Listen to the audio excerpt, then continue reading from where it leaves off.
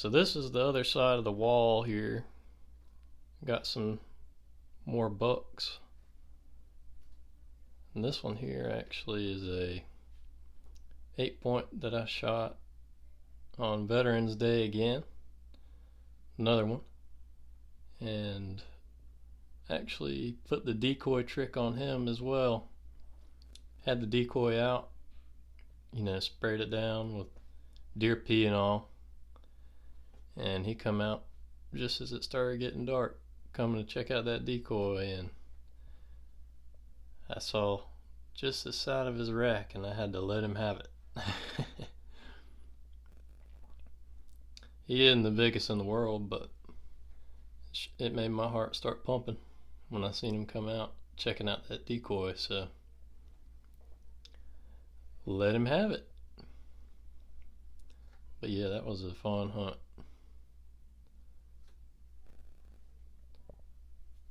This one actually is a full velvet 8-point that I shot with Dad in the stand on opening day. We had 3 deer come out. It was 3 8-pointers, so it was a smaller 8-point and one almost as big as this. And he stepped out last, and it was early. Shoot, it was good daylight. They come out right to the corn pile, and before he got to the corn pile, I put it on his shoulder and squeezed one off. Funny thing, he run into the woods. I could see I double lunged him. He was bleeding good, and those 2 other bucks were just standing there like, what just happened? And I put the crosshairs on the next biggest one, and I was like, Dad, should I shoot him? And deer's just standing there, and he was like, it's up to you. And I thought about it, and I was like, no, I'd already gotten the big one. He's the one I wanted, so I ended up not taking him. But yeah, that's a real pretty full velvet buck. Nice 8-point.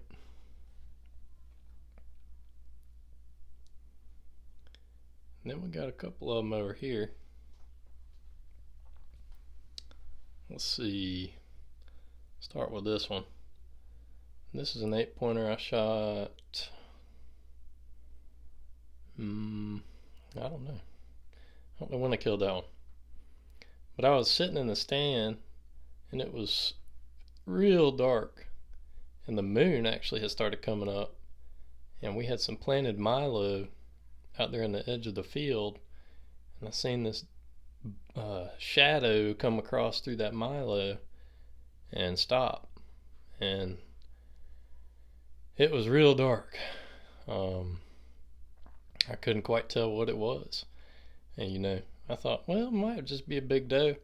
So I put the gun on it, squeezed off, and fire flew out the barrel like it does, and I don't know, I couldn't tell you where the deer went. It wasn't laying there.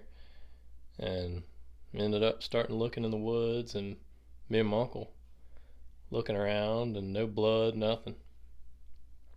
And he ended up walking up on it in the woods about 70 yards away, laid up next to a tree.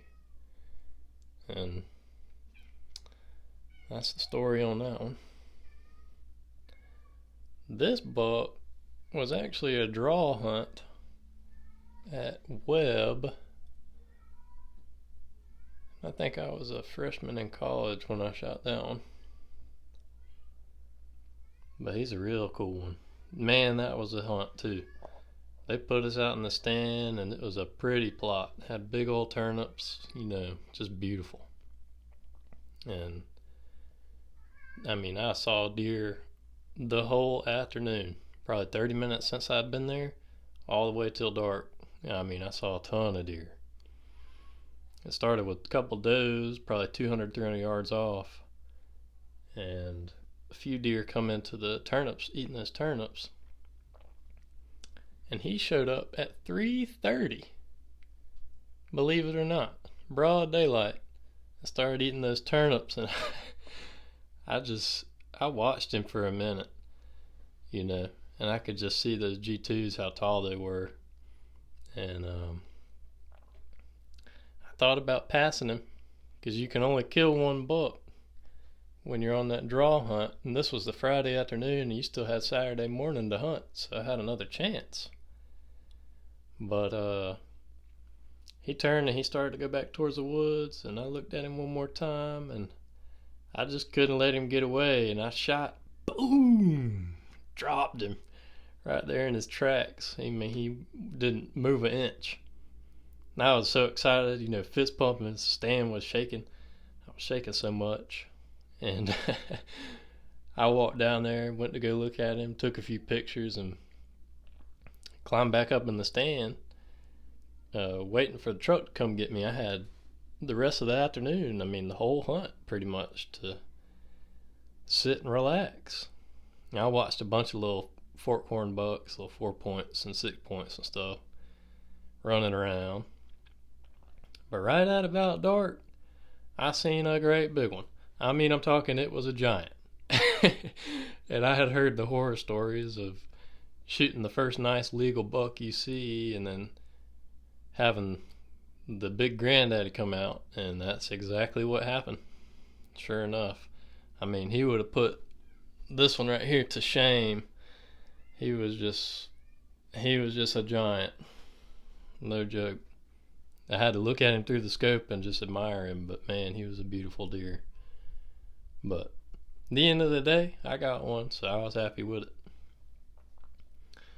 Let's see, this one. Go over here. Check these out. That's a fun one too. This is another velvet buck that I got. He ain't a great big one. It was the first velvet deer I shot. Or no, I take that back. No, that's right. This was the first one I shot. First velvet deer. And there was 6 deer came out into the field, and he was the last one to come out. And I saw that he had a rack, and I let him have it. I had never shot one in velvet. I hadn't even ever touched velvet. So I knew if I saw one in velvet, he was going down. But yeah, that was a cool hunt too. I mean, it was like ants on a log. They just started coming out into the field, and he lined up. Perfect shot for me.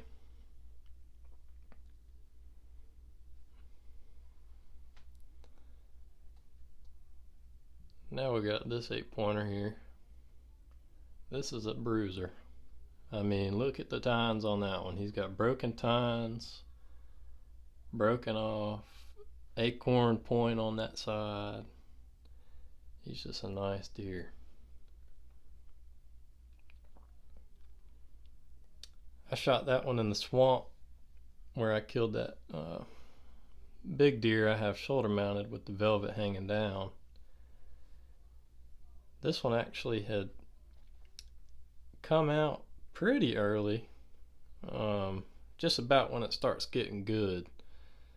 But I was watching a 8-point eating on the corn pile, but he'd only had half his rack. He was a young deer, more like this one or that one, but only had one side to his rack. So I was just watching him, and then he started acting real funny, looking around, you know.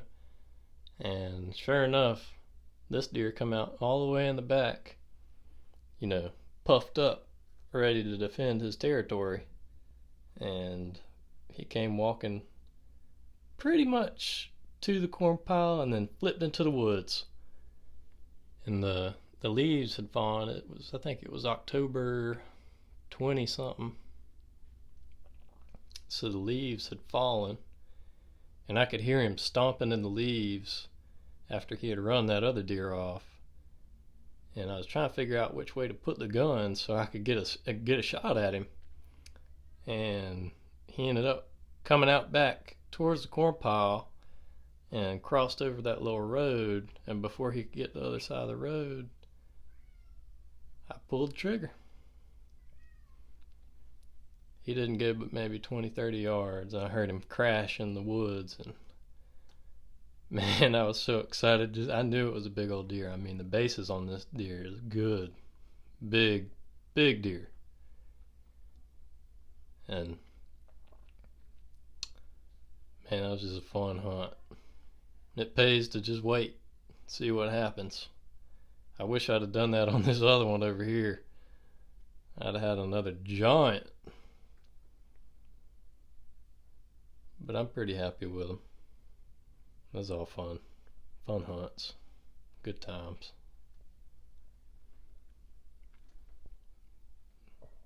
Now this deer is real special to me.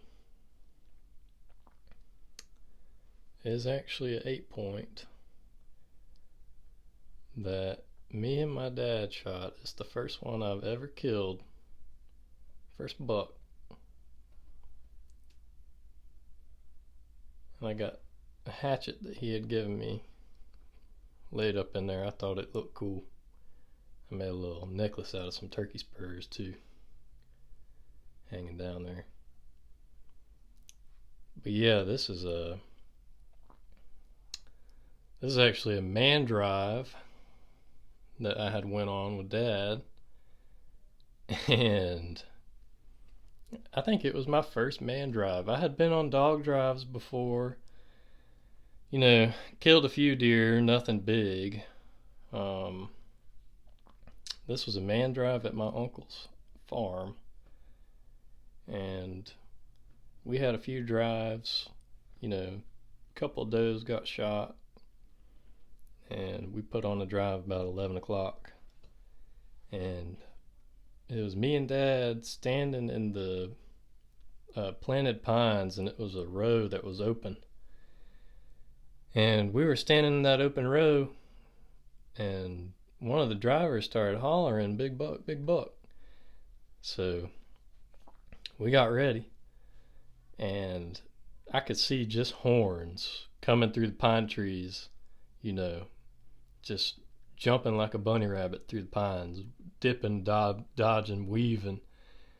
And it was probably 100 yards out, and he's on a line straight to us.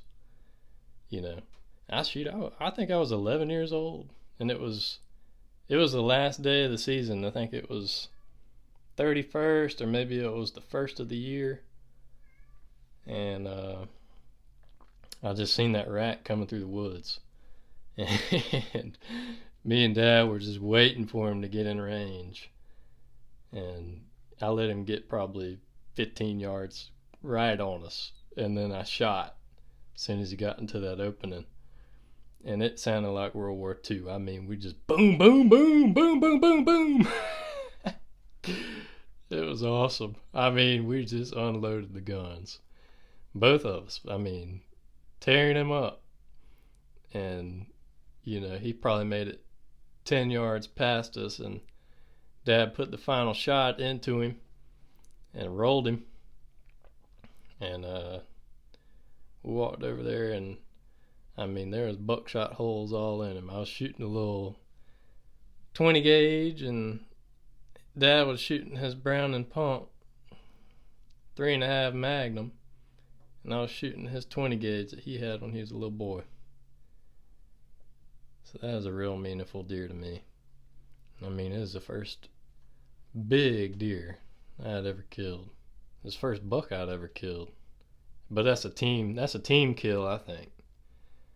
So that's probably my favorite one. It means a lot. Pretty one. There's just a few ducks here. I've got a little wood duck down there and a couple buffleheads. This wood duck actually is a wood duck I killed on my first duck hunt with my Uncle Brian. And that was a great hunt. We went down to Mr. Charlie's farm in his duck pond, and I think I ended up bagging 2 wood ducks, a pair of mallards, and 2 gadwalls. And this was the prettiest wood duck. It was the first wood duck that I shot, and it was the first duck I had ever killed. And man, it was just a beautiful setting. I mean, the way the sun was coming through the trees, laying on the pond like that, you just can't beat it. I mean, it was birds everywhere, and to have that experience with my uncle was just awesome. It was it was so cold. When I tried to put shells in the shotgun, my fingers wouldn't load the shells in. My fingers were so cold. It was one awesome day. And that was my first experience really duck hunting, and shooting by myself. But man, and it was youth day too. It was I think I was maybe 14 or 15. That was a great hunt. Really was. This is some photos. This was 2013. That's when I killed that big 9-pointer I was talking about with the decoy. And then we went turkey hunting, and I killed me a little Jake bird. And they came in. Shoot, that turkey hunt was a fun one too. Brian had called in 4 jakes on this logging road, and they got maybe 10 yards from us. And they stood there, and they all gobbled at the same time, right in our face. And I swear to God, I could feel it in my chest. It felt like thunder. I mean, it was just crazy. What an experience.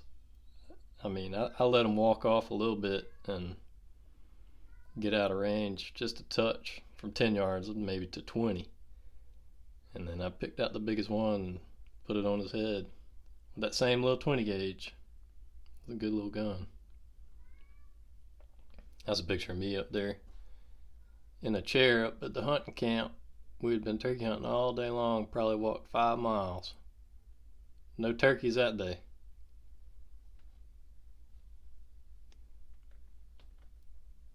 These are some buffalo heads that I got out here on the lake. It's actually with my best friend Dalton. I shot this pair of buffalo heads. I had never seen buffalo heads before in my life, and I just figured I had to put them on the wall because they're so pretty.